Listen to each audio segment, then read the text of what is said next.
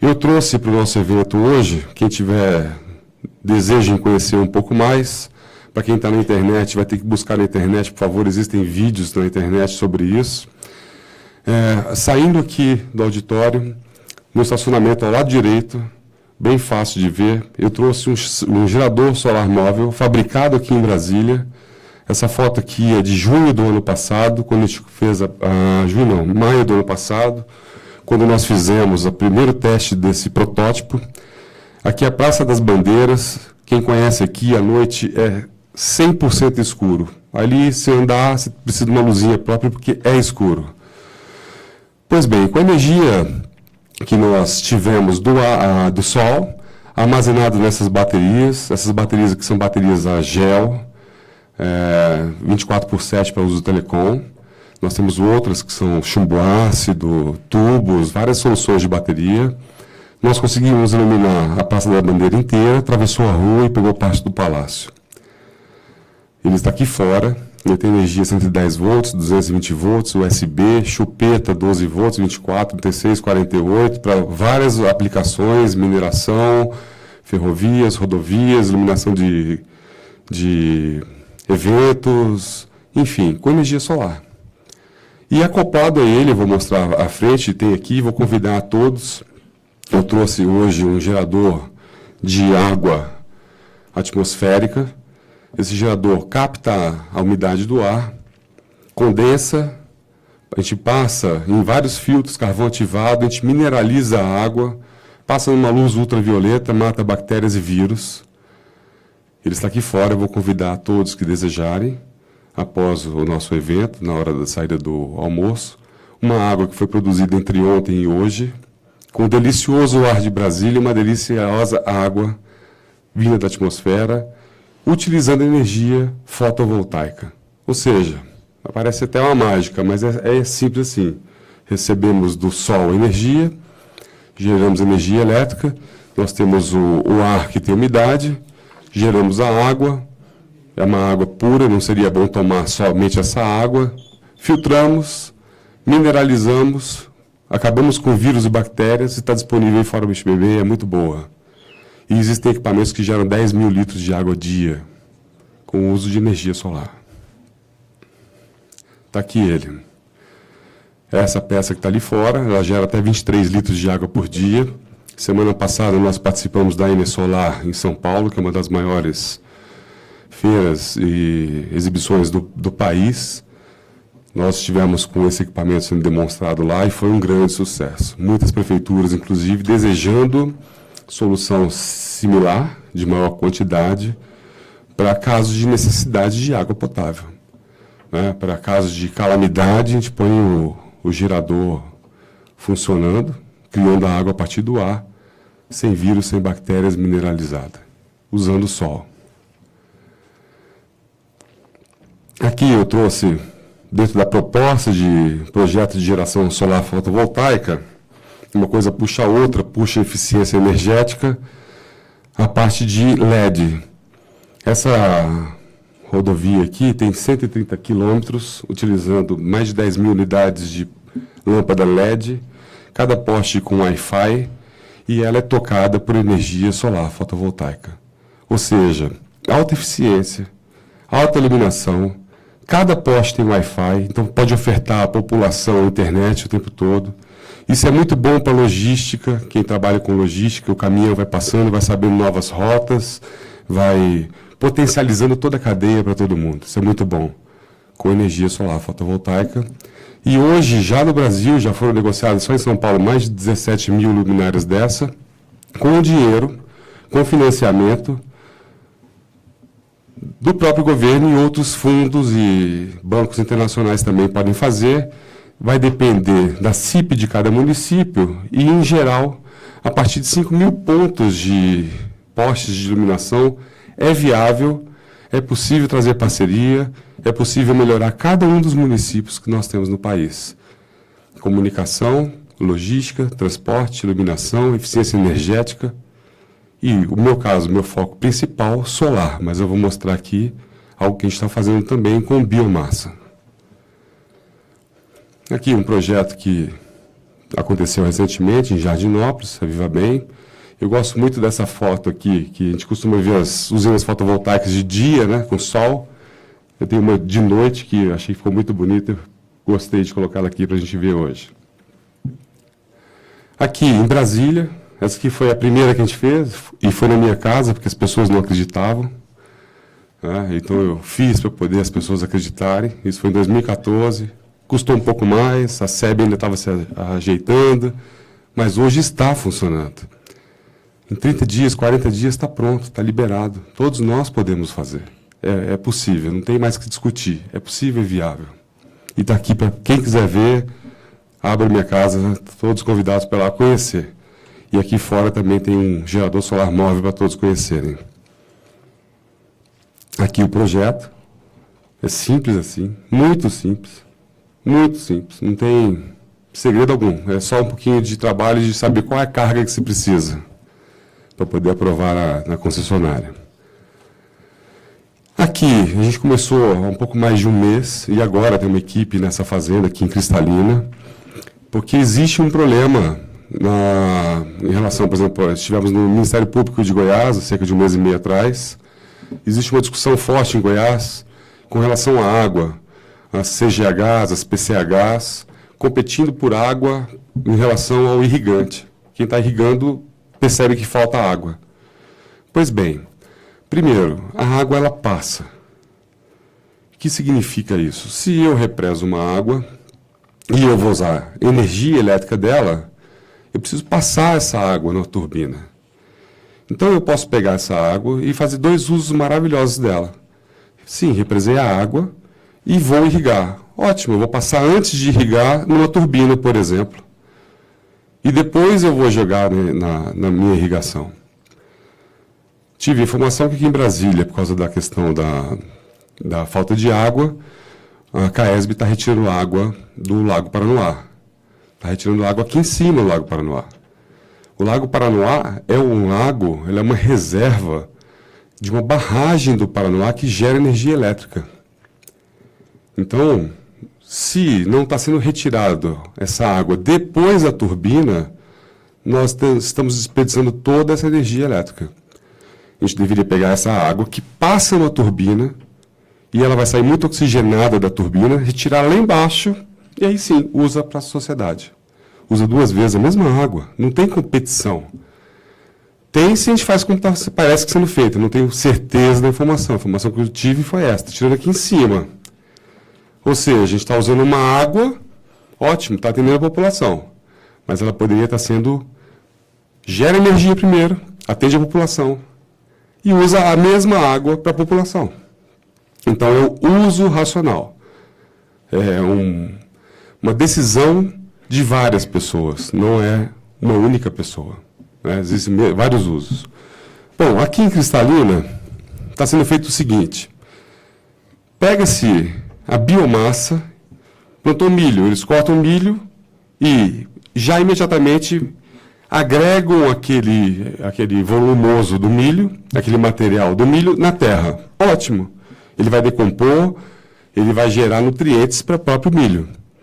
Pois bem, mas com o uso da biomassa, a gente pega esse volumoso, processa, tira-se o biogás dele, utiliza para energia, ele vai gerar um excelente fertilizante natural, que vai ser agregado à terra, como estava sendo agregado à terra, e também fertilizantes para folha, fertilizantes foliares.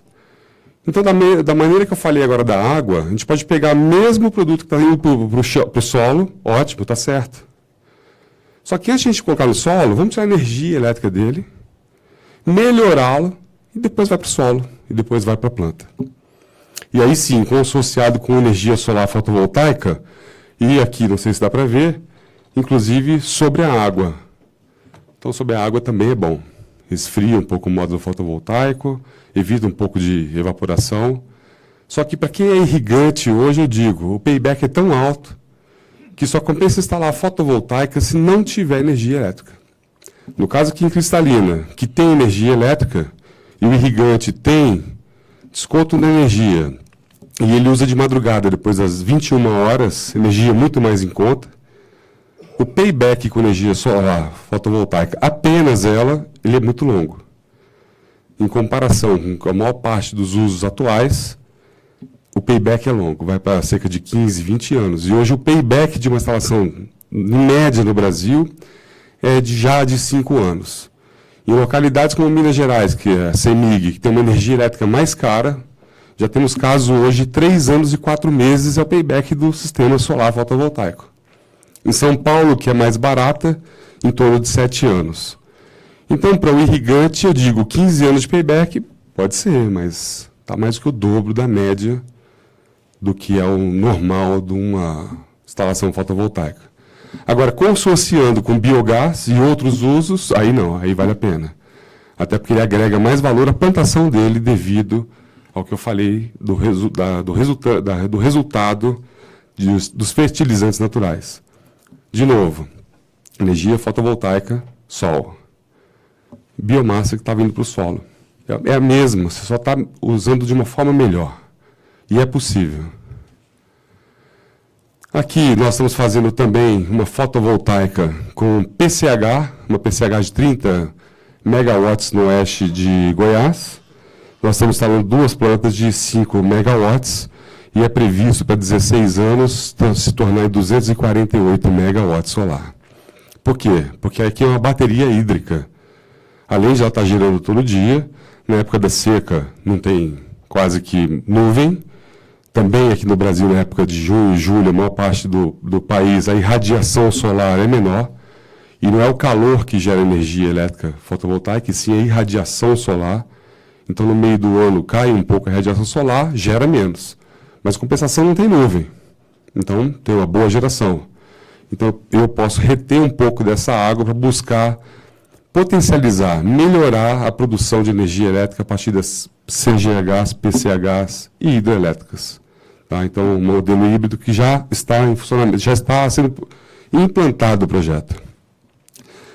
Aqui, a gente sempre está buscando investidores, né, para energia elétrica. Quem puder investir com a gente aqui ou no país, aproveita a oportunidade para convidá-los. É um bom negócio para todo mundo. Alguns exemplos no mundo. Isso aqui é em Seul.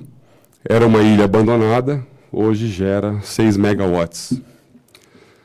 Aqui na Itália, Bulgária, 47,8 megawatts. Estados Unidos, o pessoal lá, por exemplo, a Home Depot tem a sua própria geração, a Apple tem a sua própria geração.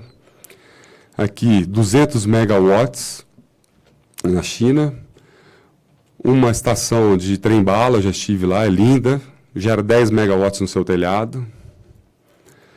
Aqui eu ia passar um videozinho, mas não vai dar tempo, que é a respeito de quebra de água. Eu pego a água, faço hidrólise dela, retiro hidrogênio, passo numa célula combustível, que é algo que não faz barulho, e do hidrogênio eu recombino com oxigênio, eu gero energia elétrica e água.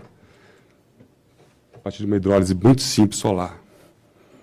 Quem quiser depois ver na Liberdade Energética, é uma comunidade no Facebook, eu tenho esses vídeos. Eu amo o assunto. Muito obrigado por estar aqui hoje.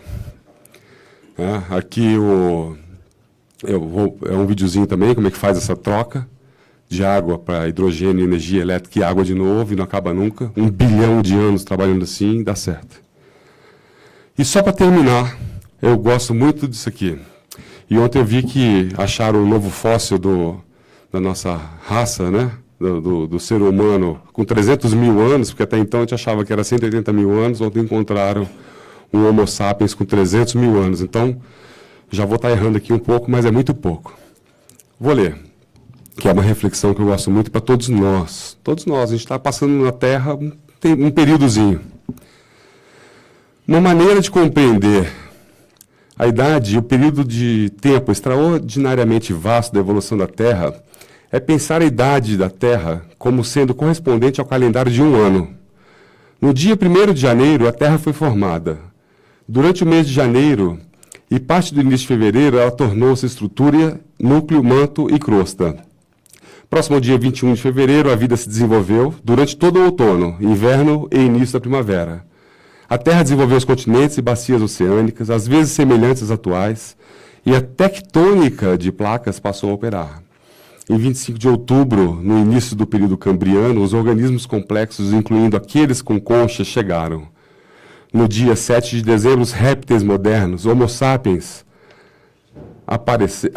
os répteis evoluíram, e no Natal, os dinossauros foram extintos. Os humanos modernos, Homo sapiens, apareceram em cena às 23 horas, na véspera do Ano Novo.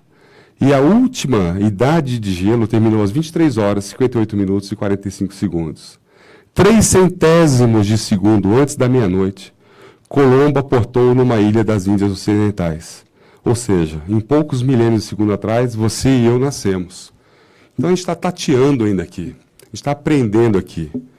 E me sinto muito grato, muito honrado, e dedico a minha vida à energia.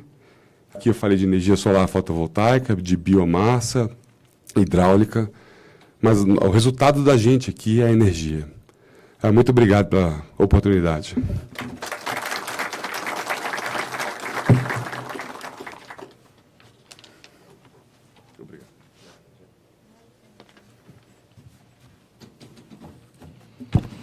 Agradecemos a participação do senhor Rogério Costato, da empresa Viva Bem. E antes de passar ao próximo palestrante, eu gostaria só de reforçar aos que nos assistem pela internet que abrimos um canal de participação por meio do e-mail frenteinfra@gmail.com. Nós estamos aguardando as suas questões para os nossos palestrantes. Muito obrigada.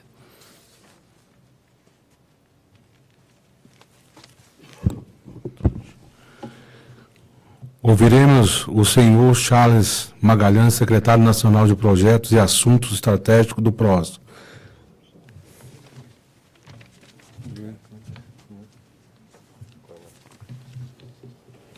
Esse aqui é o vermelho. Tá.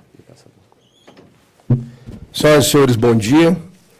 Gostaria inicialmente de cumprimentar, inicialmente parabenizar por essa brilhante ideia, essa brilhante iniciativa de fazer de um tema tão importante, que é o tema energias limpas e renováveis, uma realidade a nível de país, a oportunidade que os senhores têm de hoje estarem aqui presentes, e vários prefeitos, várias autoridades do nosso país estarem hoje, né, através da internet, tendo o prazer de corroborar, de conhecer, de aprofundar um pouco mais os conhecimentos sobre um tema tão relevante. Cumprimentar, agradecer inicialmente o senador Hélio José e o senador José Medeiros por essa grande iniciativa. Doutor Gilson, engenheiro Gilson, que com muita organização, né, preparou esse momento importante para todos nós. Cumprimentar o doutor Rogério Costato, Brigadeiro Lima, doutor Fausto, né, e às autoridades presentes. Queria iniciar nossa palestra dizendo o seguinte: vários gestores, nesse momento, nos ouvem. E eu queria dizer a esses gestores que é preciso que a gestão seja de ousadia. É preciso que as pessoas enxerguem a complexidade que é estar numa cadeira de gestor. O gestor tem que ser corajoso. O gestor tem que saber inovar. O gestor tem que pensar grande. Nós, no nosso processo de gestão, à frente das nossas administrações regionais que nós estamos, criamos um lema que é perseguindo o impossível para fazer sempre o melhor. O que é impossível? O impossível é um conceito muito abrangente e, ao mesmo tempo, muito complexo. O que é o impossível? O impossível é um fato, ou ele é uma opinião. Ele não é um fato, ele é uma mera opinião. Porque se nós buscamos o melhor, acreditamos em fazer um Brasil diferente, um município diferente, um estado diferente, e nós ousarmos, buscaremos sempre o melhor, ainda que estejamos perseguindo o impossível. Então, hoje, gostaria de falar para vocês, inicialmente, sobre a questão das energias renováveis. O nosso tema é a questão das políticas públicas de incentivo à utilização das energias renováveis. E essas políticas públicas, elas podem ser tratadas a nível de executivo, a nível de legislativo. Por quê? porque os nossos legisladores, os nossos deputados federais, nossos deputados distritais, nossos senadores, eles têm buscado essas iniciativas, mas é importante que os gestores inicialmente tenham essa sensação de que é possível chegar a esse nível de excelência nas energias, na utilização da energia renovável. Então, para vocês verem, por exemplo, hoje nós estamos à frente da Secretaria do PROS Nacional, né, cuidando da parte que diz respeito especificamente aos projetos e às nossas estratégias. A Constituição Federal, no artigo 17, ela trata sobre a constituição dos partidos, né, e o seu artigo 14 da Lei 9.096, ela fala que, observadas as disposições constitucionais pertinentes a essa lei, o partido ele é livre para fixar em seu programa os seus objetivos políticos. E o PROS, Partido Republicano da Ordem Social, tem como um dos objetivos políticos o incentivo às energias limpas e renováveis, porque é um tema de alta relevância para o país.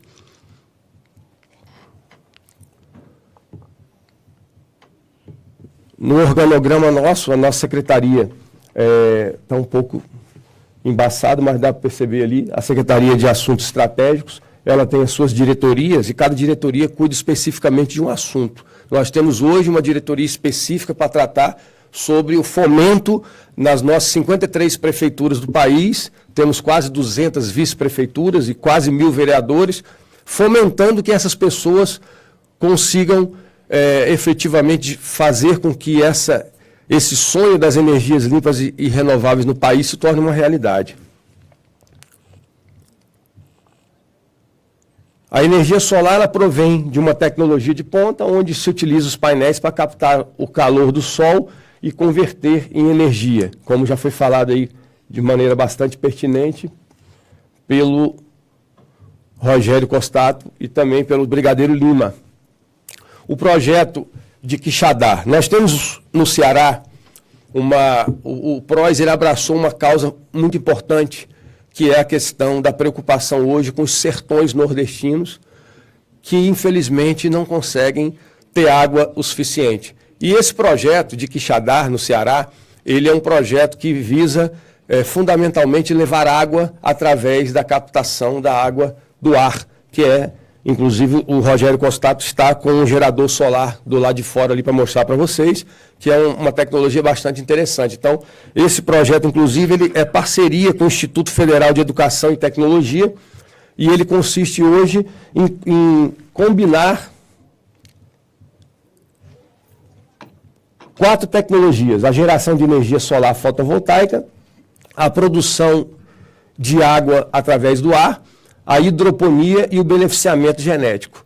Ele tem como referência um projeto semelhante que foi realizado, inclusive, na Austrália. Quem quiser posteriormente, hoje não é o caso, por questão de tempo, né? Nós temos apenas 20 minutos, mas se quiserem posteriormente entrar para conhecer um pouquinho mais sobre esse projeto, é um projeto, inclusive, que funciona muito bem na Austrália.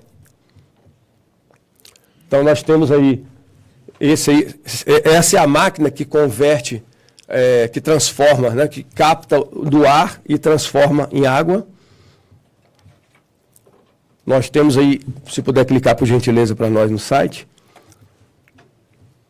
o site da agriculturasustentável.org, depois se quiserem navegar e conhecer um pouco mais sobre esse projeto, né? Ele fala aí água do ar, energia solar, cultura e hidroponia. PROS Nacional ali como o patrocinador, entre aspas, desse projeto, fomentador desse projeto, como que é feita a questão da extração da água através do ar, a energia solar e a cultura de hidroponia. Então, um projeto realmente ousado, um projeto que vai trazer um grande diferencial, não só para Quixadá, como para todo o nosso país. Pode passar, por gentileza. Isso. O vídeo. Vamos assistir um videozinho rápido aí, pessoal, sobre essa tecnologia.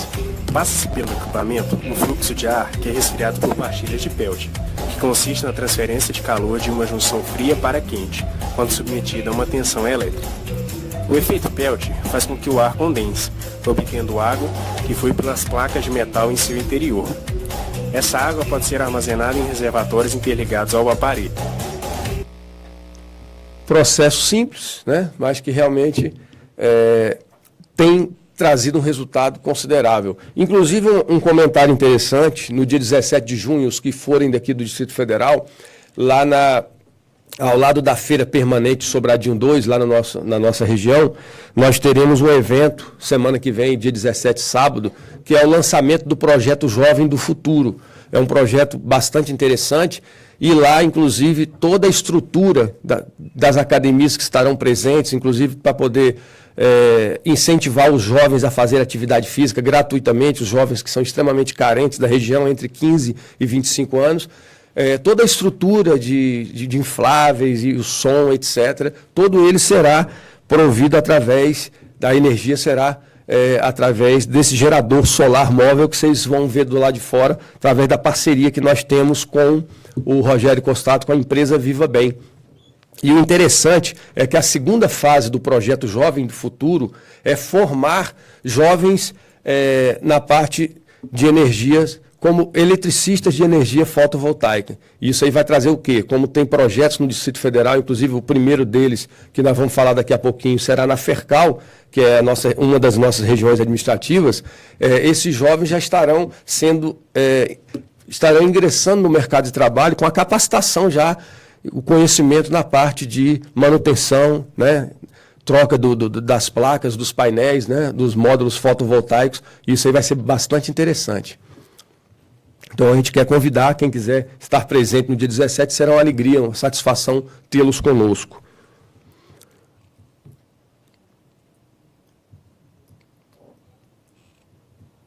Então, a questão já foi verificada, né, sobre a complexidade que é e a grandiosidade que é esse projeto. Nós temos também, apoiando, o PROS Nacional está apoiando um grande projeto, que é o projeto de pirólise de lixo para Silvânia, em Goiás. O Brigadeiro Lima, estivemos junto, inclusive, com o senador Hélio José, no município de Silvânia, e esse projeto ele engloba várias cidades, são 6 municípios em toda a região, vai ser uma usina de pirólise para 150 toneladas de lixo dia, né? E um projeto que vai ser capaz aí de trazer realmente um grande diferencial da produção energética, de gás e energia principalmente. O foco realmente é na energia. Então nós teremos aí milhares de casas podendo ter sua energia gerada através do lixo. É um projeto bastante audacioso, né, Brigadeiro Lima? E vamos fazer dele, se Deus quiser, uma realidade, porque estamos buscando os investidores, buscando os financiadores para que isso se torne uma realidade. Então, o projeto de pirólise, o Brigadeiro Lima já explicou. Então, na realidade, ele pega o lixo, né? Na realidade, o que a prefeitura entra? A prefeitura entra com lixo. Ela entra com a estrutura, né, dos caminhões para levarem o lixo e a empresa se encarrega de produzir a energia. Então, na realidade, é um projeto que, como ele tem possibilidade de investimentos de tanto... diversos segmentos do segundo setor podem investir nisso, também há a possibilidade do investimento de bancos, né, entes públicos, e é uma parceria que traz um resultado excepcional. E, por último, nós vamos falar sobre o projeto da Fercal. Nós temos aí a Fercal uma região de 35, uma região eminentemente rural, ela tem uma área urbana em torno de 35 mil habitantes, e ela tem uma área urbana com mais ou menos 10 a 15 mil pessoas, e o restante é área rural. Então, nesse projeto é uma usina de menos de 1 megawatt-hora.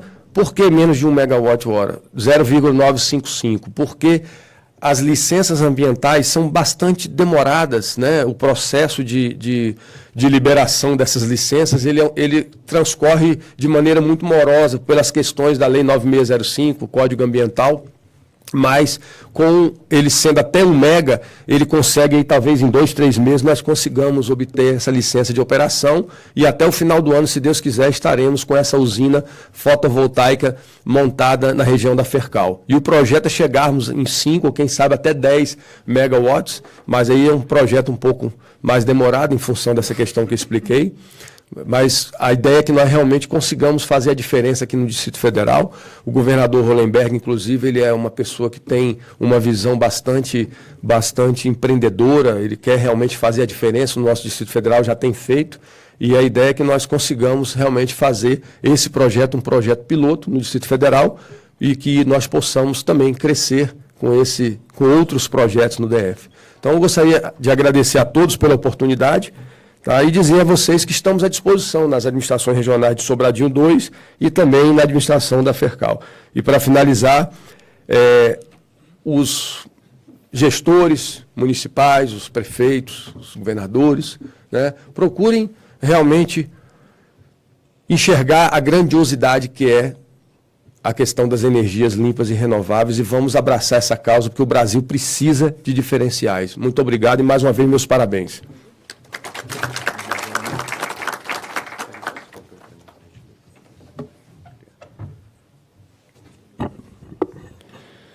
Agradecemos a participação do senhor Coronel Charles Magalhães, secretário nacional de projetos. Concluídas as apresentações dos nossos palestrantes, teremos agora os debates, onde tanto os convidados presentes como os que nos assistem por meio do portal do Interlege poderão fazer suas perguntas aos convidados. Para os presentes, informamos que as perguntas poderão ser apresentadas por escrito ou pelo microfone. Convidamos o assessor parlamentar, doutor Gilson França, engenheiro mecânico e assessor do senador Hélio José.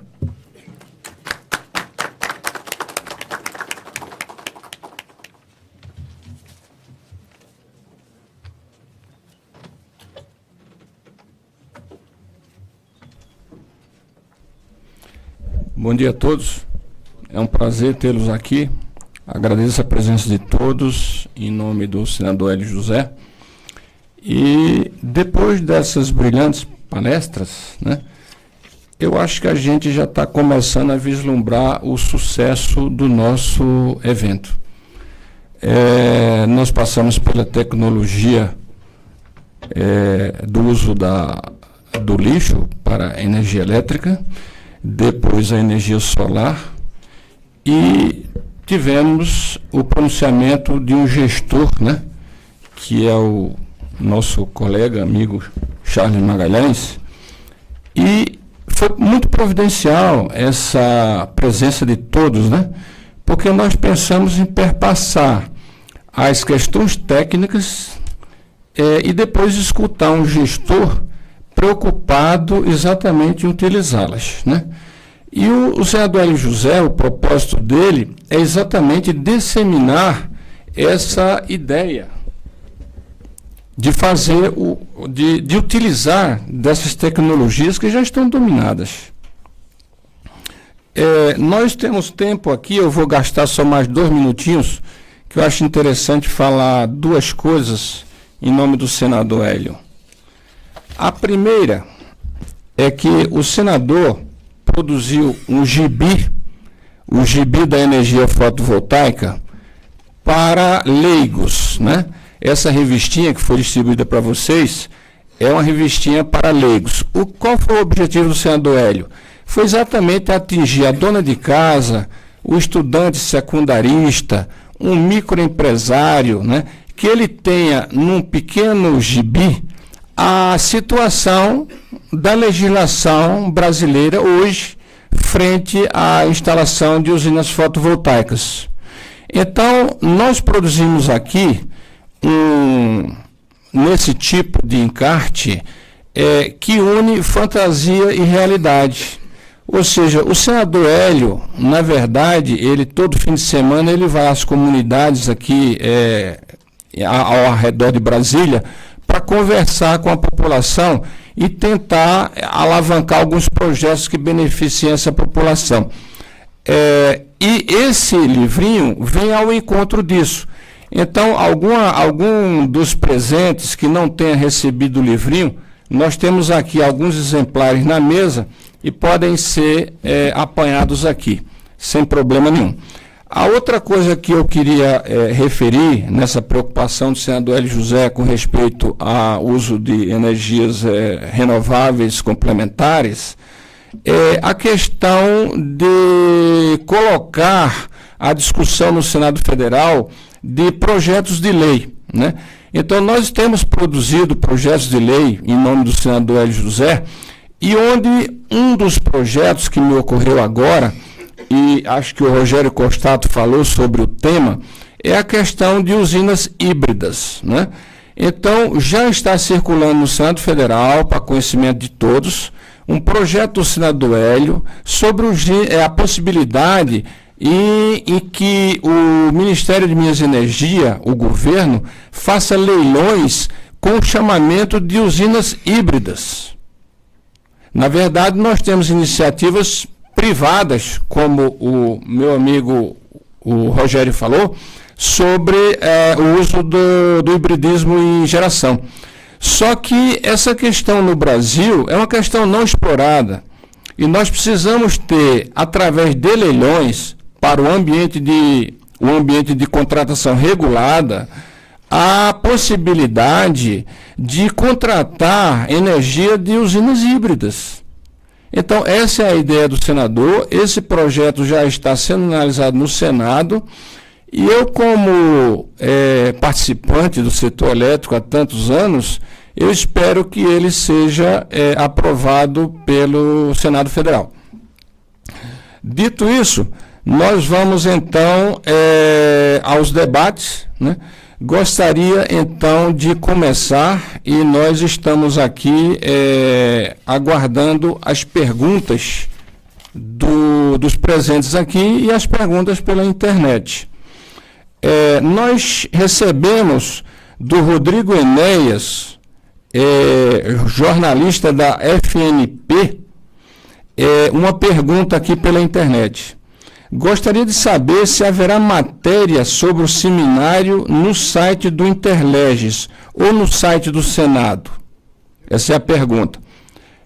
Eu diria para o Rodrigo que ele acesse o site do gabinete do senador Hélio José, que o material estará todo disponível, né?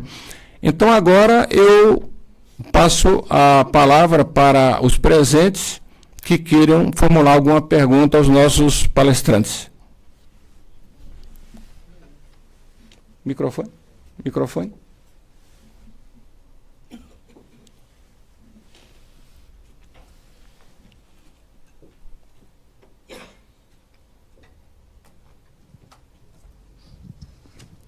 Gostaria que o companheiro se apresentasse e formulasse sua pergunta.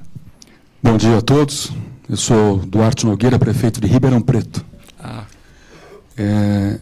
Cumprimentar pela organização do evento e indagar aqui ao representante da Convênio, doutor Fausto, qual que é a escala necessária para efeito de volume de lixo produzido para a implantação da usina, qual que é o valor por tonelada de lixo processado posto na usina, qual é a área necessária para implantar a planta industrial para essa finalidade, como é que se dá o licenciamento ambiental e o custo de implantação da usina. E para o Costato, o Rogério, que contagia todos nós com a vibração com que se envolve na parte da energia, para efeito dos municípios, qual seria a sugestão que você nos orienta? Ribeirão Preto tem quase 675 mil habitantes, segundo a última estimativa do IBGE. Por onde que nós começamos essa questão de implantação fotovoltaica pelas escolas, no setor público, iniciativa privada, parceria público-privada para iluminação, uso da CIP, só para ter uma ideia geral. Muito obrigado.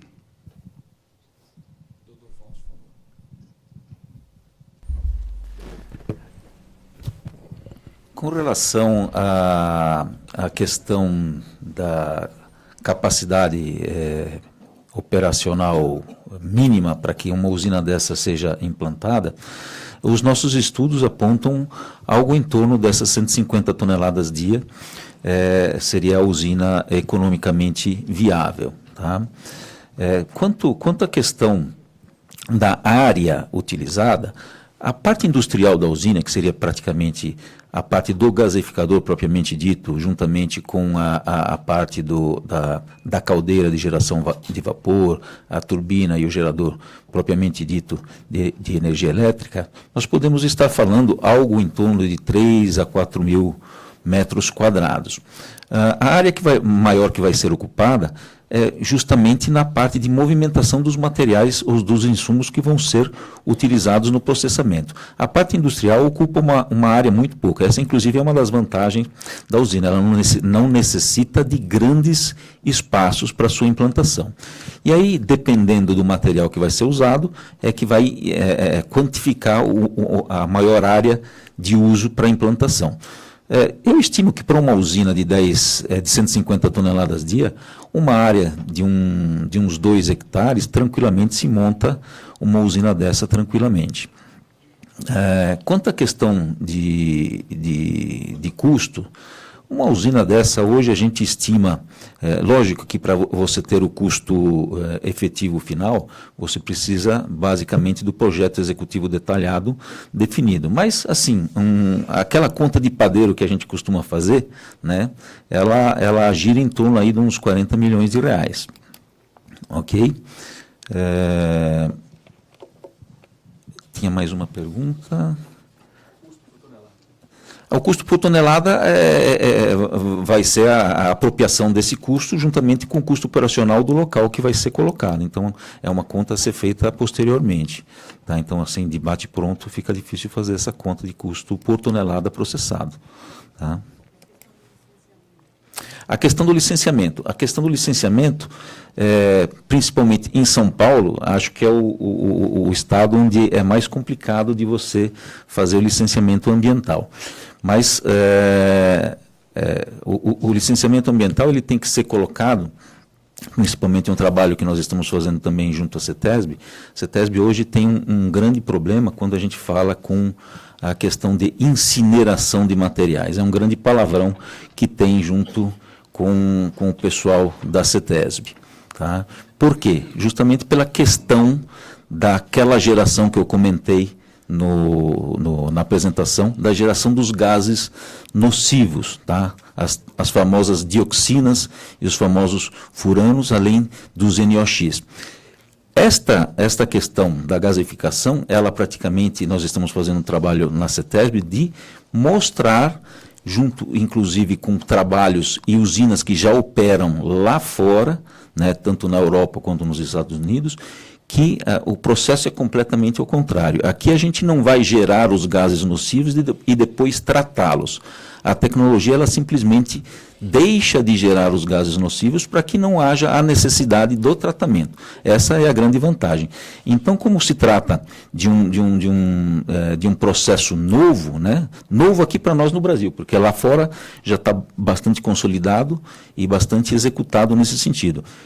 Esse trabalho está sendo feito junto ao órgão para que isso seja bem clarificado e a Convene, juntamente com o trabalho que estamos fazendo, a gente já iniciamos esse processo junto à CETESB. Tá? Prefeito, gostaríamos apenas de solicitar ao senhor que nós fizéssemos estudos específicos para o seu município, Ribeirão Preto, tendo em vista que é uma diversidade muito grande em todo o país. Então, se o senhor nos permitir, vamos encaminhar o senhor, acho que pode ser para a chefia de gabinete, estabelecer contato e, a partir daí, fornecer informações específicas para o município do senhor. Obrigado. Ok. Prefeito Nogueira, obrigado pela pergunta, obrigado pelo feedback. Realmente amo, adoro o que faço, minha vida é essa. Estive quase que um mês direto em Ribeirão Preto, e nós acabamos uma obra agora em Jardinópolis, lá na Dauriti, uma distribuidora de alimentos. E percebi em Ribeirão Preto, por exemplo, já existem plantas fotovoltaicas funcionando lá, como, por exemplo, o crematório lá de Ribeirão Preto, todo já no fotovoltaico, foi interessante. Muitas pessoas me perguntam a forma que o senhor me perguntou, como é que viabiliza? Vou dizer ao senhor, em Goiás, Por exemplo, o Palácio Pedro Ludovico está instalando agora 200 quilowatts sobre o telhado do Palácio Pedro Ludovico para utilizar exatamente nos prédios públicos. É o início de um trabalho, então, que eles têm feito lá. E lá houve uma simplificação de licenças ambientais, já tem no Ministério Público de Goiás participando em conjunto com todas as secretarias e com toda a parte de regulação e regulamentação e liberação disso para agilizar o processo. Então, é uma coisa importante ser feita. A CPFL lá, tudo funcionou muito bem. Conforme a Resolução 482 e a 687 de 2015, cumpriram na íntegra. Em 34 dias, foi tudo resolvido. Depois do término da obra, a CPFL esteve no local, vistoriou, estava tudo certo. Em 3 dias, trocaram o relógio bidirecional.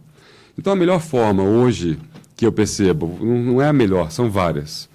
Uma, parceria público-privada. Existem, sim, organismos, instituições, investidores que se interessam pelo assunto, porque hoje a geração fotovoltaica, as usinas fotovoltaicas, tem um payback muito rápido. A quantidade de obras é quase que mínima. De modo geral, os telhados suportam. Então, um telhado de uma escola lá em Ribeirão Preto, de modo geral, vou colocar de forma ampla, existirão telhados que não vão suportar a carga do módulo fotovoltaico, porque em torno de 14 quilos por metro quadrado é pouco mesmo, podendo chegar no máximo a 18 quilos por metro quadrado. Então, eu diria que tendendo a 100% dos telhados das escolas poderão receber a usina fotovoltaica, gerar energia elétrica para a própria escola.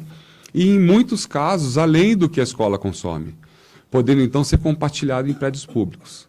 Então, essa é uma forma.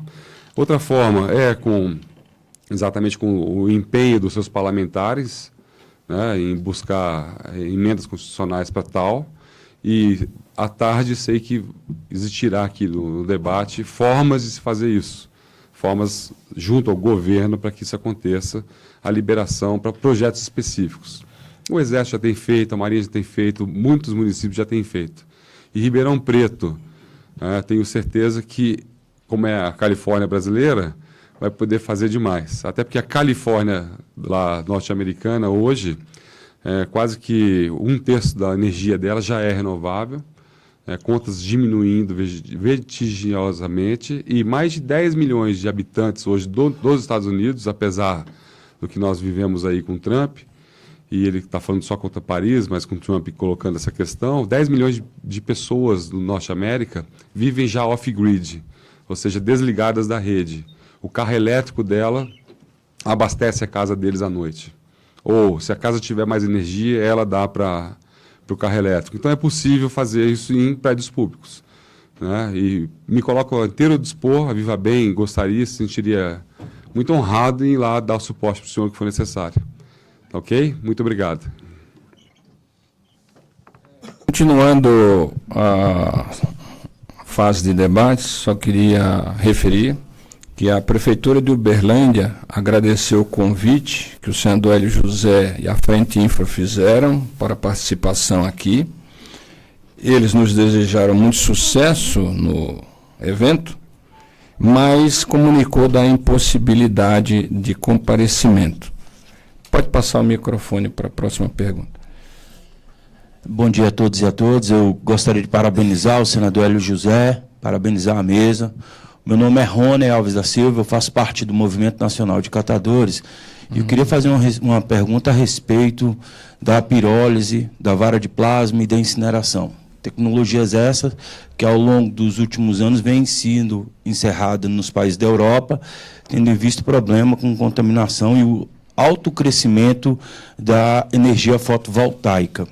A Política Nacional de Resíduos, ela traz nos seus princípios e nos seus objetivos a questão da redução, a diminuição, a reciclagem, o reuso, para que não se tenha quantidade de resíduos que estão indo hoje para os aterros sanitários. Sabido disso, sabido que o Brasil é integrante da Convenção de Estocolmo, que prevê a diminuição dos particulados. E há exemplo, por exemplo, de São Francisco, que tem reduzido seu resíduo a zero, sem incineração, sem pirólise e sem vara de plasma. Minha pergunta é, com a implantação dessas tecnologias no Brasil, com a não implantação da coleta seletiva, por exemplo, do que acontece aqui em Brasília, a capital do país, nós, seres humanos, nós não vamos consumir matéria-prima que poderia voltar para o ciclo produtivo ao invés da reciclagem? Se pirólise, vara de plasma, incineração, isso não vai contra a reciclagem? E aí a pergunta, por quantos anos o nosso planeta conseguirá suportar o ser humano estar retirando da natureza materiais que a gente sabe que tem uma vida útil extremamente pequena? De acordo com o secretário-geral da ONU, ele deixou claro que se países como Brasil, China e Índia adotarem um modelo europeu econômico, nós vamos precisar de 5 planetas Terra para dar conta do consumo. Minha pergunta é, se essas tecnologias não vão contra a reciclagem? Pode ser. Obrigado. A pergunta do senhor Rony, muito importante. E a sua pergunta está exatamente dentro do espírito da Lei 12.305, que é a nossa Política Nacional de Resíduos Sólidos. E como eu apresentei na nossa exposição bastante breve, senhor Rony, é exatamente isso que nós queremos. Nós lembramos que existe ali o processo e as técnicas de mitigação, né? A não geração ou redução, o reuso, a reciclagem, e apenas depois da reciclagem, o que realmente sobrar de todo esse cone de medidas de mitigação é que será submetido à gaseificação. Ok? Então, só esclarecendo, no dimensionamento do projeto, porque isso iria exigir mais tempo, mas foi muito oportuna a sua pergunta. No dimensionamento do projeto, nós iremos colocar a usina para que todas essas medidas e para que a atividade de catadores ela não seja prejudicada, tá certo? Então, por hipótese, apenas como exemplo, vamos supor uma cidade que gere 450 toneladas dia. Então, após isso, todos esses passos de mitigação, vamos supor que sobre 150 toneladas que efetivamente não serão utilizadas pelos catadores, não são mais passíveis de reuso nem de reciclagem. Essas 150 toneladas, elas iriam para um aterro ou um lixão. Elas seriam um veneno para o ambiente. Elas é que serão processadas. Nós não, por hipótese, nós não colocaremos uma usina de 150 toneladas de capacidade numa comunidade, num município que gere 150 toneladas, porque aí não haveria isso que o senhor está dizendo e que nós concordamos integralmente. Perfeito? Vou passar agora para o engenheiro Fausto, para que ele possa falar um pouco sobre essa questão dos particulados, que também é uma coisa importante. Obrigado. Essa questão dos particulados no processo de gaseificação, que seria feito após todas essas medidas mitigadoras, o processo de gaseificação ele consiste basicamente de pegar esse material que sobrou, craqueá-lo, né, fazer essa quebra dessa cadeia carbônica toda e transformá-la num gás e normalmente esse gás ele tem uma cadeia carbônica pequenininha. No nosso caso aqui o gás de síntese é uma cadeia carbônica formada basicamente por CO, né, mais muito hidrogênio junto, tá? E alguma coisinha, uns 2% de metano. A questão do particulado, como vocês viram na transparência que eu coloquei, toda a parte que sobra, que não vira gás, faz parte como se fosse um filtro de qualquer material que tenha o seu peso específico, no caso um particulado. O particulado, quando a gente vê nas queimas de incineração, nada mais é do que basicamente carbono que não virou gás, carbono que não foi queimado, carbono que não virou energia. E ele foi expelido num chaminé. No caso da gaseificação, como a gente consegue transformar tudo aquilo em energia na casa de 95%, tá? Inclusive a formação desse particulado, que normalmente a gente conhece via a emissão aí dos chaminés, dos incineradores que aí existem, até na própria queima de combustível através dos caminhões na queima do diesel, que a gente vê todo dia aí na estrada, essa emissão, por pequena que seja, ela vai fazer parte desse leito, e esse leito vai funcionar como se fosse um grande filtro para isso tudo. E na sequência vai ser purgado juntamente com aquelas cinzas que vão ser retiradas do reator. Então, nós podemos dizer que nós temos aí uma emissão praticamente zero de particulados nesse tipo de processo. Tá? Não sei se eu respondi a pergunta. Apenas finalizando, senhor Rony, é que existem muitos processos e muitas tecnologias diferentes fazendo esse tratamento térmico de resíduos, tá certo? E muitas vezes, algumas delas, certamente, esse problema ocorre. Por isso que nós escolhemos a tecnologia do leito fluidizado circulante, porque é a que, digamos assim, esse problema foi eliminado. Okay? Obrigado. Ainda colaborando, tentando ajudar na questão da resposta ao Rony, há uma preocupação muito grande do gabinete senador Hélio com respeito ao impacto de tudo isso na população, né? O que se pretende é que sejam impactos positivos, tá certo? Só que a gente tem sentido, ao longo do tempo, uma distância das pessoas, das instituições, das academias e dos sindicatos, uma distância muito grande do Senado Federal, né? Então, o que precisa ficar bem claro aqui é que você pode trazer uma ideia, qualquer pessoa pode trazer uma ideia para nós, para transformar em projeto de lei. Se você acha que os catadores vão ficar vulneráveis por alguns aspectos em cima de uma determinada linha de projeto, por que a gente não discute a formatação de um projeto de lei e encaminha para as comissões específicas? A gente pode modificar a lei que já existe. A lei é dinâmica, não é? Então, na verdade, o chamamento do senador Hélio é que todos participem e todos possam e devem trazer ideias para o gabinete, seja do gabinete do senador Hélio ou de qualquer outro senador, né? Mas eu queria deixar bem claro para todos que nós estamos à disposição de vocês para recebimento das ideias e discussão se nós vamos, por exemplo, na linha da sua preocupação, formatar um projeto de lei. Tá certo? Eu queria só lembrar do equipamento que o palestrante Rogério colocou. O equipamento está lá fora e que está disponível para beber água e verificar e receber algumas explicações sobre o equipamento. A água eu vou querer servir, viu, cada um. Eu vou ter que apertar um botão para ligar, que senão você vai servir? Vou servir a água. Pronto. Okay?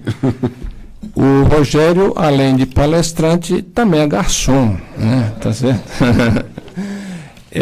Queria lembrar que a gente tentou associar aqui no seminário as diversas ideias, tecnologias, posicionamentos, sugestões, né? Então, que na parte da tarde nós vamos ter 2 painéis. Um painel onde órgãos de governo vão aqui estar representados para falar sobre as suas políticas, e depois nós vamos ter representantes de bancos, ou seja, do setor financeiro. O senador Hélio acredita que juntando o pessoal de governo, juntando à tarde o pessoal dos bancos, de bancos estatais e privados, provavelmente nós vamos alcançando um debate amplo e saindo daqui com algumas informações importantes.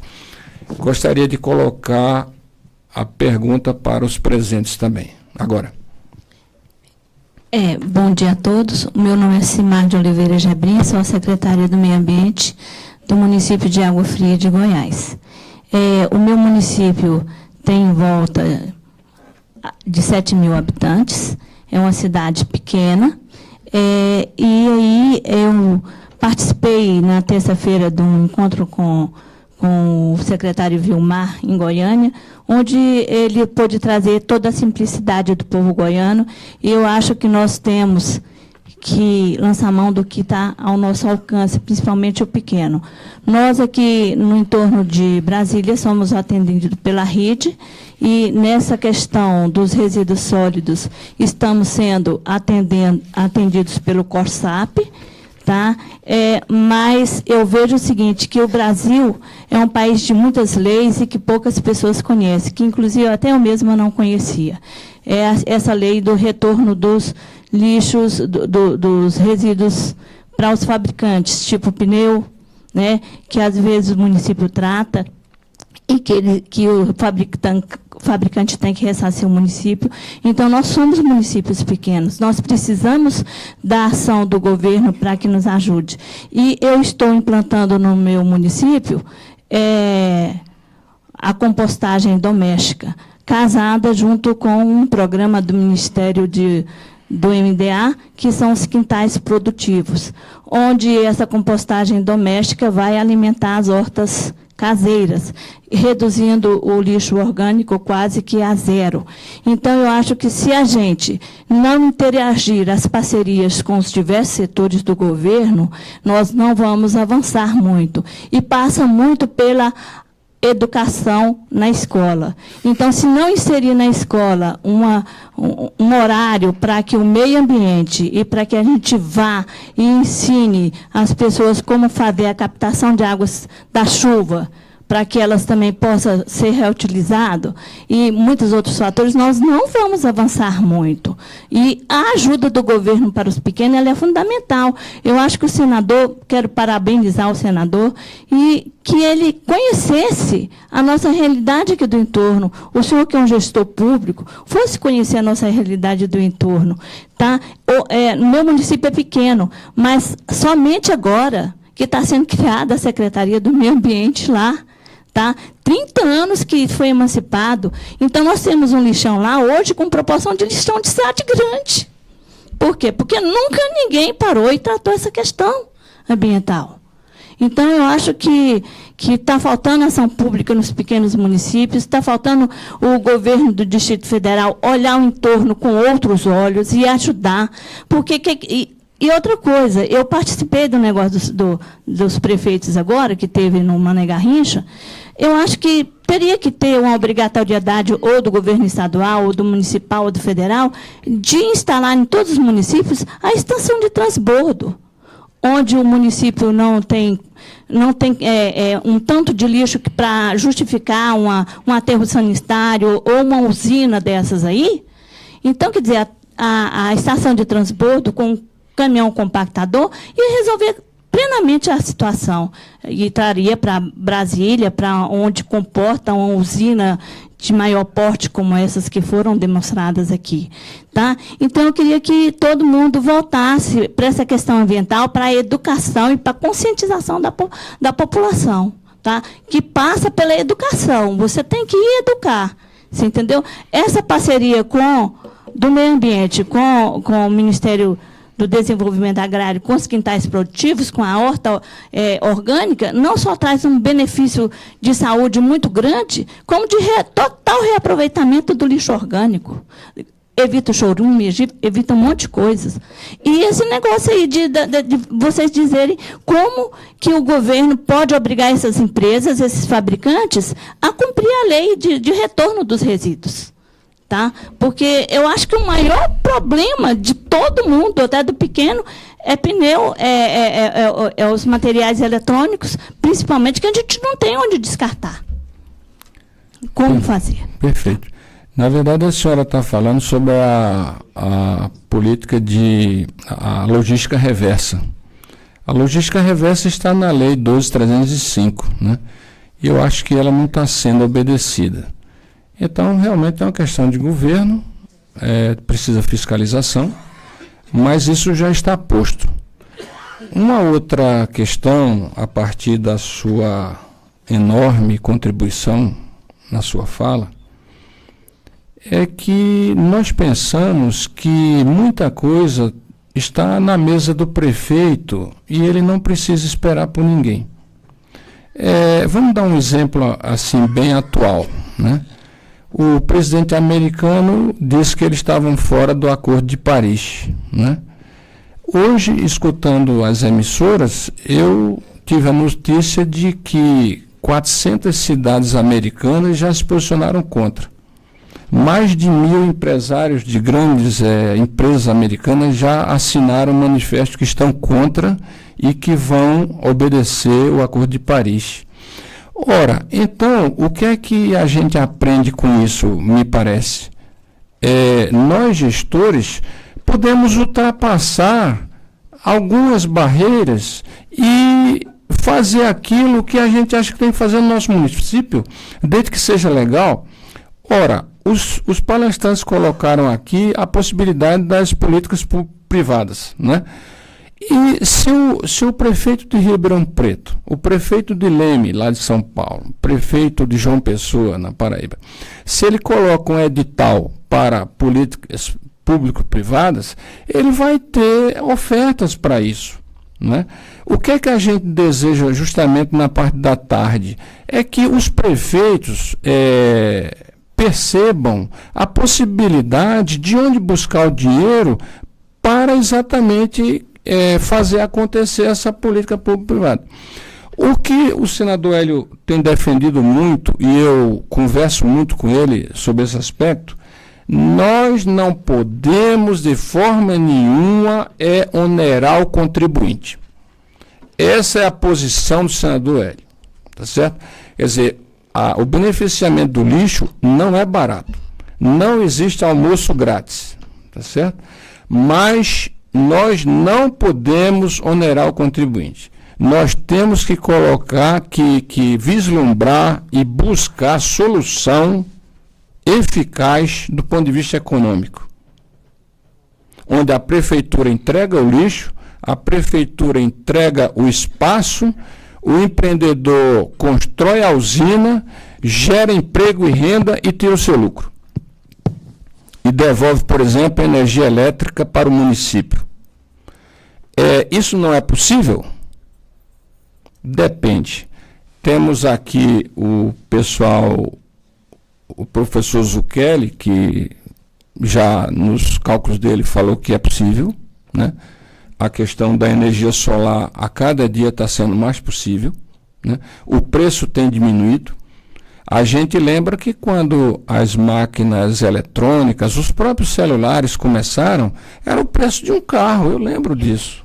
O celular 20 anos atrás. Era uma coisa absurda, né? Hoje o celular está no preço que está. Os melhores ainda são um pouco caros, na base de R$2.000, R$1.500. Mas aquele telefone para falar e receber telefonemas é muito barato. Então, o mundo é assim. Na medida que as coisas proliferam, o custo deve diminuir. Agora, a minha intervenção aqui foi exatamente para atender a um pedido do senador, onde ele lembra que em tudo que ele fizer, o contribuinte não será atingido. Tá? Continuando o debate, nós ainda temos alguns minutinhos. Passar a palavra para o Charles Magalhães. Secretária Simar, vamos transmitir ao governador do Distrito Federal essa sua inquietude, essa sua sugestão para que nós tenhamos uma conversa mais aproximada, né, com os nossos municípios do entorno, né, e quiçás que isso se torne uma parceria mais efetiva do que existe hoje, tá? Agora, deixa eu colocar para a senhora uma questão que a senhora, inclusive, provavelmente já tenha pensado nessa questão, que é a questão da compostagem do lixo. No nosso município, aqui na região administrativa de Sobradinho 2, que é RA26, nós, quando eu cheguei, tem pouco tempo, em torno de 60 dias que eu assumi a administração regional, e cheguei e me deparei com um problema sério. No nosso plano de gestão, nós colocamos a intenção de aumentar a nossa horta comunitária, que é uma horta muito pequena, pouquíssimas pessoas hoje estão sendo beneficiadas por essa horta comunitária. E uma região muito carente. Fercal e Sobradinho 2 realmente são cidades que têm muitas pessoas humildes, pessoas pobres. E aí, como que nós íamos resolver a questão do mau cheiro do adubo da SLU que estava sendo utilizado? Quem estava perto da horta reclamava do mau cheiro, e como que eu ia conseguir aumentar, né, a capacidade produtiva dessa horta para atender tantas pessoas? Descobrimos uma tecnologia bastante interessante, que é uma solução de compostagem, que inclusive está ali o Silvio, que é parceiro, estamos fazendo uma parceria com o Silvio, depois quem quiser, tiver interesse, converse com ele. Eles desenvolveram uma tecnologia, inclusive nacional, que eles pegam os resíduos orgânicos das pessoas, né, digamos assim, os restaurante comunitário e das pessoas, e esse resíduo em 45 minutos ele é transformado em um adubo de alta capacidade de fertilização e que não tem cheiro nenhum. Então nós resolvemos fazer uma parceria, conseguimos emenda parlamentar para adquirir essa solução, e acredito que dentro de 60 dias nós estaremos fazendo um grande projeto que, além de ter o lado da efetividade principal, que seria aumentar a capacidade produtiva da horta sem produzir mau cheiro, é o lado da educação em relação a essa questão da coleta seletiva. Nós vamos pegar essas pessoas moradoras da cidade, e então, dando aqui um exemplo bem rápido, o cara leva lá 10 quilos, a cada 2, 3 dias, ele leva 10 quilos de um saco, e esses 10 quilos ele vai levar 2 quilos de alimento para casa. Então isso vai aos poucos, é um projeto de alta relevância social, ele vai aos poucos fazendo com que as pessoas se eduquem, né, e ao mesmo tempo em que elas serão beneficiadas. E ao mesmo tempo os reeducandos são os presidiários, né, que estão em regime semiaberto, trabalhando na administração regional. Hoje eu tenho bastante mão de obra com isso. Vão ser as pessoas que vão operar esse processo. Então nós estamos fazendo com que as pessoas que estão pagando suas penas tenham sua mente ocupada com coisas positivas e ao mesmo tempo o lado social. Se a senhora quiser visitar lá, tá, e faz implantação ainda, uma coisa bem humilde, mas com as bênçãos de Deus e o nosso trabalho a gente vai conseguir fazer que se torne uma coisa grande, né? É uma ideia, de repente, para a senhora levar lá para a Água Fria de Goiás. Obrigado, Charles. Nós temos mais uma pergunta, ó. Não. Alô? Obrigado. Bom dia a todos. Meu nome é Humberto Bellina, eu sou engenheiro da CAESB, a Companhia de Saneamento Ambiental do Distrito Federal. Eu fiquei bastante interessado na apresentação da Convene com relação à proposta técnica que foi apresentada. Eu notei aqui que são propostas dois tipos de usina, uma para 150 toneladas dia e outra para 300. Eu anotei aqui que a capacidade de geração diária seria de 5 megawatts-hora. Eu gostaria de saber, face à necessidade de aquecer o reator, que quantidade de energia que é necessária. O que você produz, você consome inteiramente para aquecer o reator, sobra energia, tem que complementar com gás? Essa é a primeira pergunta. A segunda pergunta é, essa usina de 150 toneladas dia, qual é a potência instalada em megawatts? E a terceira é como que esse investimento é remunerado. A prefeitura entrega o lixo e aquilo anda sozinho, ou é necessário ter aportes periódicos do poder público para que o empreendimento rode? Obrigado.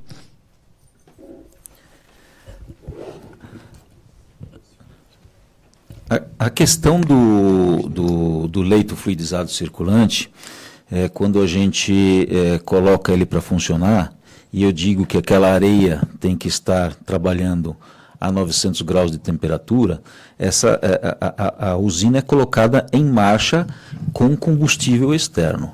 Normalmente, o que a gente faz com isso? A gente pega GLP normal, aquece a usina, e a partir do momento que ela entra em temperatura de operação, o próprio material, tá? O próprio material que é gaseificado, ele gera a quantidade de energia suficiente para manter a temperatura. Por isso que eu coloco lá na apresentação que a gente consegue uma eficiência energética na ordem de 95%. Esses 5% que faltam é justamente o calor roubado pelo processo para que ele se mantenha em funcionamento o tempo todo. Então, assim, a usina é posta em marcha, o combustível externo ele é desligado, não tem mais uso, e o próprio material que está sendo gaseificado, nós vamos transformá-lo num gás, na outra ponta, no final, e a falta, e esses 5% que faltam aí nessa transformação, é uma energia que foi roubada dentro do processo para que ele ocorra. Então, todas as reações termoquímicas que ocorrem dentro do processo, são todas reações exotérmicas para que ocorra esse craqueamento. Então, assim, o processo ele não é deficitário de energia e não precisa de introdução de energia externa para ele, só na partida do processo, ok? Quanto à questão, a segunda pergunta, desculpe.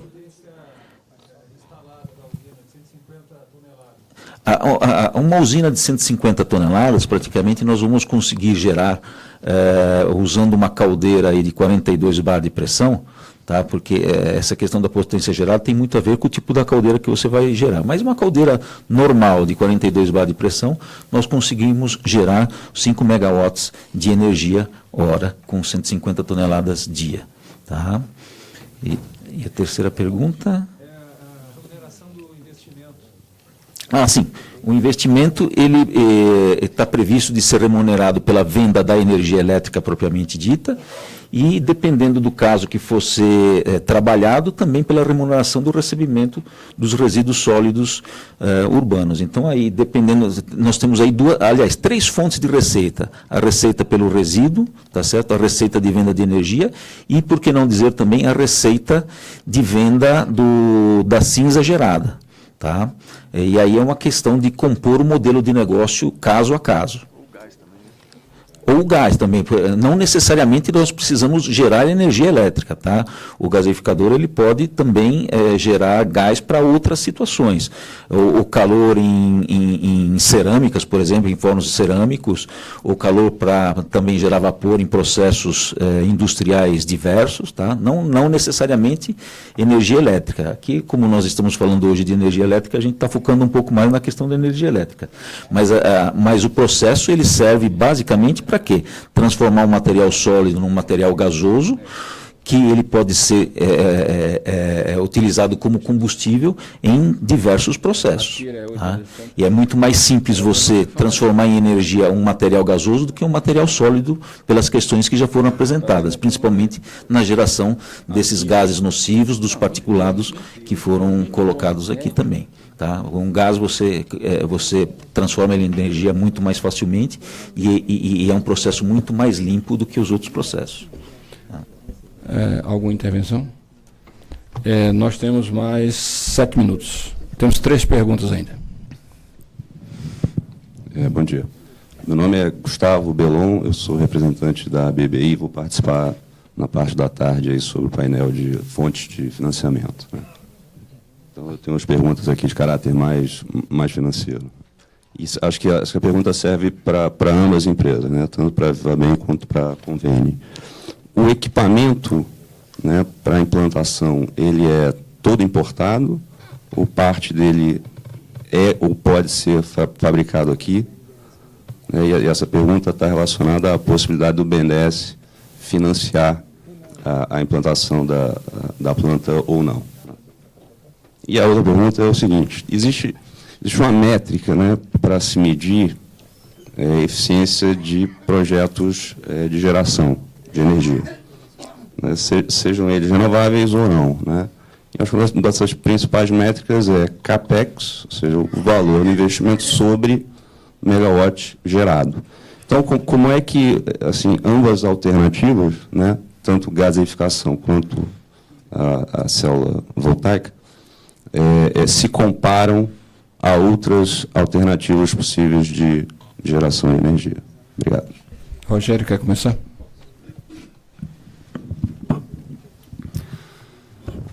Gustavo, obrigado pela oportunidade de responder. Eu posso dizer, em relação à energia hidrelétrica que eu tenho acompanhado, no caso lá das PCHs, em Arenópolis, que é o oeste de Goiás, a hidrelétrica ela ainda é mais barata do que a energia solar fotovoltaica. 1 megawatt hoje de energia hidrelétrica de uma PCH é negociada em torno de R$200 um megawatt-hora. Para a fotovoltaica, no mesmo valor, a fotovoltaica ela vai ter um payback muito ampliado. Por quê? Porque a hidrelétrica, ela, na teoria, é 24 horas por dia, 365 dias. A solar, ela trabalha de 8 da manhã às 4:30 da tarde, né? E precisa ter o sol. Estive, por exemplo, em Dayton o ano passado, tinha neve sobre os painéis fotovoltaicos, uma usina de 1 megawatt com neve. Só depois que derreteu a neve que de fato começou a produção. E não tem a ver com calor, tem a ver com a irradiação solar. Então um payback de uma usina fotovoltaica, pegar somente a usina fotovoltaica implantada em um local com uma boa radiação solar, que o Brasil, de modo geral, em todo lugar tem boa radiação solar, em Brasília, Goiás e hoje muito no Nordeste, que tem uma radiação solar também muito, muito boa, a gente consegue hoje, em 4 anos, ter um payback em relação àquela usina fotovoltaica, talvez 5 anos, fazendo uma importação direta para responder a outra pergunta. O caso, por exemplo, a Schint Group, que eu conheço desde 2008, trabalho com eles a longa data, eles estão implantando no Rio Grande do Norte uma fábrica exatamente para que facilite tanto a logística, quanto o valor de preço, quanto que eles possam estar habilitados a receber investimentos de fundos brasileiros. Porque quando a gente pega um FCO, por exemplo, fundo do Centro-Oeste, parte do projeto, ele não financia, por exemplo, 100% de um material importado. Então tem que ver, dentro da métrica para o empréstimo para aquele projeto, quantos por cento é nacionalizado. E aí entra toda uma cadeia nisso. No caso dos módulos fotovoltaicos, eu não preciso ter um módulo fotovoltaico totalmente fabricado aqui. Então eu posso ter parte importado, parte fabricada aqui, e a montagem final, a cadeia de distribuição, embalagem, manutenção, pós-venda nacional. Então, hoje, no Brasil, nós não temos a cadeia fotovoltaica toda aqui. Os microinversores, a gente já esteve, inclusive, no gabinete do Hélio José, do senador Hélio José, estivemos em Goiás, tivemos outras propostas de instalar uma fábrica no Brasil do microinversor, que basicamente são semicondutores que nós temos e software. Né? É alumínio, cobre, nós temos tudo aqui. Agora, entra de novo naquela questão das políticas públicas. Para implantar uma fábrica, que deveria ser muito simples, não é. Né? Existe a questão da cadeia logística. Chegar com um container da China em Santos é mais barato, eu faço isso constantemente, é mais barato do que trazer um container de Santos a Brasília. E a Viva Bem sofre com isso. Agora, não é só a Viva Bem que sofre com isso, todo mundo no Brasil sofre com isso. Então, para que a gente tenha essa condição de ter mais indústrias sendo implantadas aqui por nós brasileiros ou por grupos estrangeiros, nós precisamos resolver muitas questões. Né? A implantação de uma usina solar fotovoltaica abaixo de 1 megawatt em Brasília, a gente consegue em torno de 60 dias de liberação. Em Goiás, uma de 5 megawatts em menos de 60 dias, porque já fizeram o dever de casa. O secretário Vilmar Rocha, ele gosta muito da questão, participa, e como disse aqui o doutor Gilson, nós temos que fazer. Não tem nenhum alemão aqui, ou ET, ou se for um ET, está bem disfarçado em brasileiro, nós temos que fazer. Então, espero ter respondido a sua questão. Obrigado. Ok. Mais uma pergunta? Eu só queria falar pela convênio, doutor.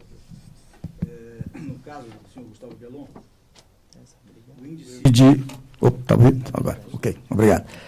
O índice de partes importadas no equipamento convênio é de 5% apenas, bastante pequeno. Com relação ao outro tópico que o senhor levantou, nós temos 2 situações aqui. Uma situação é o que ocorre hoje, que não é ainda o ideal, no qual, teoricamente, um empresário, uma empresa, vai precisar fazer, caso não tenha capital próprio, um financiamento para ter o CAPEX e, a partir daí, explorar o empreendimento, como nós falamos. O que acontece? Num caso como esse, a taxa interna de retorno é em torno de 8% a 10%, porque vai depender, evidentemente, de taxa de juros e as condições gerais do financiamento. No entanto, mesmo nesse caso, o empreendimento é economicamente viável, sustentável, porque como nós temos um custo operacional de, no máximo, 30%, o restante de 70% de receita, de lucro operacional, então ele é viável. O grande obstáculo é a amortização do financiamento. O que nós estamos propondo hoje é um modelo diferente. Quando o governo federal faz uma estrada no interior da Amazônia ligando 2 municípios, ela não vai ser explorada.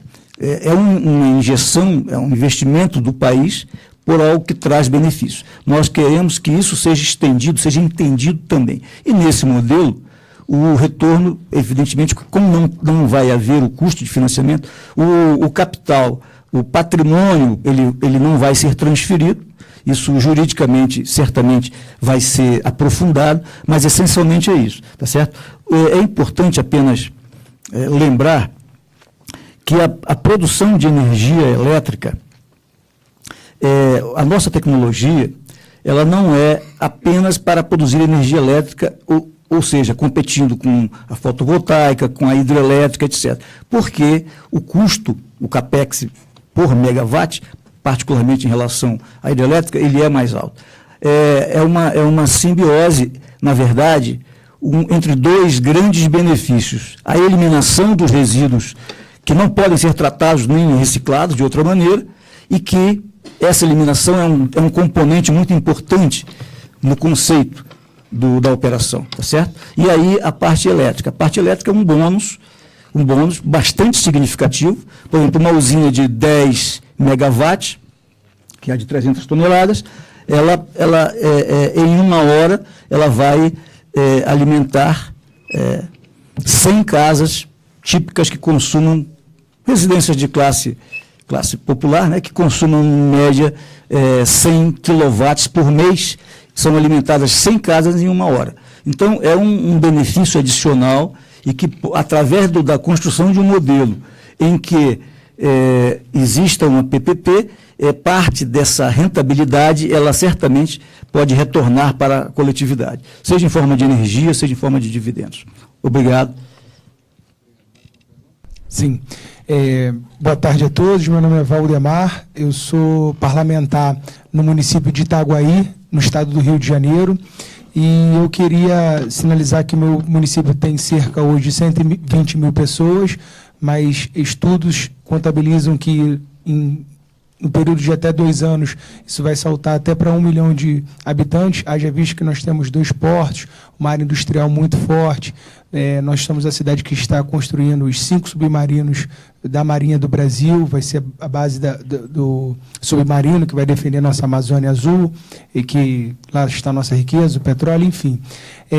0% de esgoto tratado, coleta seletiva 0, eu venho me envolvendo nisso, e uma vez que foi respondido ao Rony essa questão que há essa pré-triagem separando o material reciclável, eu queria perguntar se há a necessidade de alguma legislação de cunho municipal, uma vez que resíduos atribuição do município, se há a necessidade de uma legislação nesse sentido, porque é um tema novo que está chegando no nosso país como um todo, é um tema relativamente novo, e no tocante à parte da legislação, porque no meu estado é o INEA. Inclusive, o Estado do Rio de Janeiro ele remunera os municípios com ICMS verde. 25% daquilo que é arrecadado no Estado em ICMS, ele retribui para o município, que faz remediação de lixão, coleta seletiva, enfim. Então, considerando isso tudo, há necessidade de alguma legislação específica para dar embasamento num licenciamento para a implementação de usinas como essa? Ou a legislação atual já contempla tal equipamentos? Vou tentar responder. Tentar responder com um exemplo, não? A Lei 12.305 é a lei maior. ela tem tudo, né? Os municípios precisam se adequar a essa lei. O que é que o governo do Distrito Federal fez aqui? Ele fez um decreto do município, né? Onde a Câmara Legislativa aprovou essa lei, né? Onde ele colocou a figura do grande gerador de resíduos sólidos, né? Então, a partir de 120 litros por dia, o poder público, ele não retira mais o lixo daquela instituição, daquele bar, daquele hospital, daquela faculdade, daquela instituição. Então, hoje em Brasília, nós já temos uma revolução, né?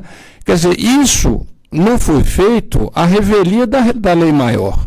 Isso foi feito no compasso da lei maior. Então, hoje, o setor privado, ele vai ter que arcar com os custos de levar o lixo até o aterro sanitário, em Samambaia, que é no Distrito Federal. Então, esse custo que era do governo passou a ser do ente privado. Ora, o ente privado, então, ele está mais ou menos em xeque também. Ele vai ter que estudar a sua situação e ver como é que ele produz menos lixo, por exemplo. Na medida em que ele produz mais lixo, ele vai ter mais custo, porque ele que vai contratar o caminhão. Então, acho, outras pessoas podem ter outra opinião, claro, mas eu acho que o próprio município é que tem que analisar, porque a lei maior ela já é, digamos, ampla, né? Ela já tenta atingir tudo, desde a logística reversa, a questão de como vai ser tratado o lixo, se vai ser transformado em adubo. A regional de Sobradinho está tomando uma atitude, porque o seu gerente é uma pessoa que vislumbra, que entende que essas coisas precisam ser feitas. Então, na verdade, é aquilo, a gente tem que seguir a lei maior. E a Câmara Legislativa, o Poder Legislativo do município, o prefeito do município, o governador, ele tem que tomar as atitudes junto com os seus parlamentares no âmbito dessa lei maior. E está aí o exemplo de Brasília. Brasília, eu acho que a lei 5.610 do GDF. Se vocês procurarem na internet, vai estar a lei.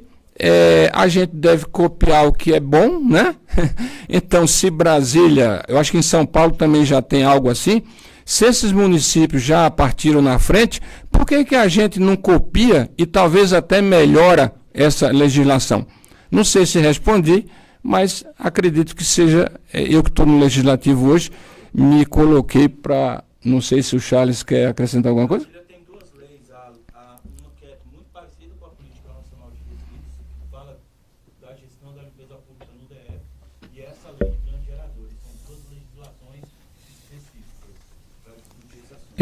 O tempo está escoando, né? Eu sempre acho que num seminário a parte mais importante é justamente o debate. E a gente está se alongando um pouquinho, nós vamos ter 2 horas para almoço, mas nós temos uma questão de logística, talvez os restaurantes não estejam muito perto, o pessoal de fora precisa talvez de uma indicação. Estou preocupado para que nós recomecemos às 2 horas. Por não.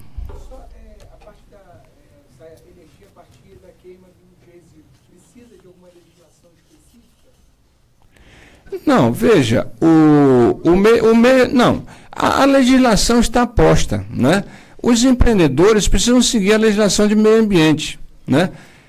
Quando se fala em combustão, o professor Zuccheri falou, todo mundo se arrepia, não é? Perfeito. Quer dizer, você não pode ter poluentes na atmosfera, né? Você tem que ter os filtros necessários. Esse é o ponto. O pessoal do meio ambiente não vai dar a licença para uma unidade que polua o meio ambiente. Certamente não vai dar, tá certo? Então, eu não sou um expert nessas questões de meio ambiente, mas o que eu tenho lido, eu entendo que as leis estão postas, né? Precisa melhorar? Precisa. Onde nós precisamos melhorar? Nós aqui é que temos que dizer onde nós precisamos melhorar. Então, vamos fazer as propostas ao parlamento para melhorar onde a gente acha que não está funcionando. Dito isso, acho que nós vamos para a última questão. Pois não. Bom dia, boa tarde a todos. Meu nome é Sérgio Murilo Garcia, eu sou secretário de Meio Ambiente do município vizinho a Brasília, aqui, Padre Bernardo. Nós temos um distrito que faz divisa e a nossa sede dista mais 70 quilômetros. Eu gostaria de dirigir a minha palavra ao doutor Rogério, uma questão que para mim não ficou assim muito clara. Eu gostaria de saber da CELG, são duas questões. A primeira, se a CELG ela já está com todas as suas normas e a sua burocracia já delineada a respeito dessa venda, de compra e venda da energia. E a outra questão, pelo que eu vi que deve ser debatida à tarde, mas nós sempre estamos discutindo lá dentro da prefeitura a questão do financiamento, da troca de lâmpadas para a economia do município. E a título de sugestão, e já enaltecendo o senador Hélio José pelo evento, que a gente trouxe para que, se fosse possível, um financiamento global a nível de país, para que todas as lâmpadas de iluminação pública fossem trocadas, fossem possíveis de ser trocadas por lâmpadas de LED, já prevendo o aproveitamento ou a logística reversa, ou o que seja, para essas lâmpadas existentes, porque uma das coisas que nós verificamos no município, uma das maiores despesas que a gente tem é com energia, e o município não tem condição, sozinho, de fazer essa troca. A gente tem intenção, estamos procurando recursos e tudo, se Deus quiser vamos conseguir, porque é um direcionamento do prefeito, mas ao mesmo tempo, se já tivesse isso numa escala bem maior, certamente os custos seriam menores e não precisaria de horário de verão, essas coisas que a redução chega aí no máximo a 5%, e a gente fez uma estimativa nossa lá, seria uma redução de 40%. Além de ser um material muito mais durável e melhor aproveitável. Seriam essas duas. Muito obrigado. Doutor Sérgio, muito obrigado pela sua pergunta. O município de Padre Bernardo vem desenvolvendo fortemente, né? Acho que faz bem tanto para o estado de Goiás quanto para o Distrito Federal. E nós tivemos aqui, durante essa manhã, para mim, foi bem intensa a questão do assunto principal, que é a conscientização. A doutora Simar falou de água fria, nós tivemos aqui Ribeirão Preto, e é realmente, para quem está, de modo geral, na gestão, de quem faz parte da Secretaria de Meio Ambiente, é uma preocupação real. Pois bem, a CELG está funcionando muito bem, e a Enel comprou agora a parte da distribuidora CELG, e é uma empresa italiana que tem feito grandes investimentos. Enquanto o CELG apenas, nós tivemos muita dificuldade em conseguir fazer fluir o projeto em Arenópolis, em Goiás, para aquela usina de 5 megawatts que vai trabalhar consorciada, em conjunto com uma PCH. Os projetos agora estão andando de uma forma muito mais veloz. Com o advindo da Enel, também aconteceu que houve uma reestruturação interna e os sistemas foram implantados e eles hoje atendem à norma. Porque até então, se a distribuidora não conseguia receber o projeto, atender a tempo, não tinha gente disponível para isso, o mais esforço que ela pudesse fazer, ela ia atrasar. Então, as concessionárias, de modo geral, no país inteiro já estão prontas para funcionar. A CELG, em particular, foi uma das primeiras a fazer o dever de casa dela. Por quê? Porque encontrou no próprio governo também pessoas, como por exemplo o secretário Vilmar, que chamam o tempo todo para fazer acontecer. E é o tempo todo, está acontecendo na internet. Ele faz como o doutor Gilson que colocou. Somos nós que fazemos. Não dá para esperar um outro fazer. Quem é esse outro? Então a CELG está funcionando. Com relação à lâmpada LED, é o caminho sem volta. A Viva Bem hoje tem atuado com a maior empresa do mundo, que é a Kingston, que faz isso no mundo inteiro. E não falta dinheiro para fazer isso. Dá para a gente fazer, sim, lá em Padre Bernardo. ou ao contrário, talvez até vou deixar a sugestão aqui para o doutor Gilson e o senador Hélio José, que o senador, quando nós tivemos um contato com relação aos microinvestores, ele falou, eu quero gerar emprego aqui, traz a fábrica para cá e a gente conversa. Então a fábrica está vindo para cá. Porque se ela não vier para cá, e aí responde também a questão do financiamento nacional, não vai ter emprego no Brasil, então não vai ter emprego no Brasil, também não vai ter financiamento. Então tem que buscar.